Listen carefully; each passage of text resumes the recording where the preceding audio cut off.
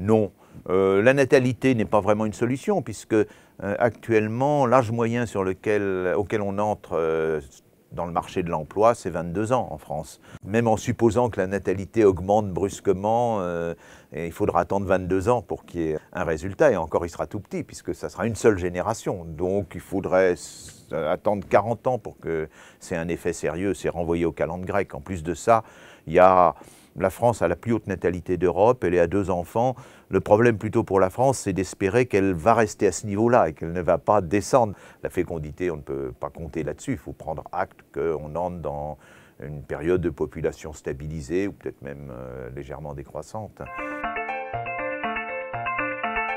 Pour la migration, là, des calculs ont été faits, notamment par les Nations Unies, qui ont fait un très beau rapport en 2001, en posant la question « Combien de migrants faudrait-il pour maintenir le rapport constant entre cotisants, donc entre en fait adultes de 20 à 60 ans, et puis pensionnés, donc personnes de plus de 60 ans. Pour la France, la réponse c'est qu'il faudrait faire entrer chaque année 1 100 000 migrants. Et c'est seulement à ce prix-là qu'on maintiendrait l'équilibre. Et j'avais fait un petit travail à l'époque en disant, en plus de ça, ces migrants vont eux-mêmes vieillir. Donc il va falloir en faire encore entrer plus. Une fois qu'ils seront là, on arrive à ce moment-là à des milliards. Il faut aller chercher à ce moment-là des migrants sur la planète Mars ou en dehors du système solaire.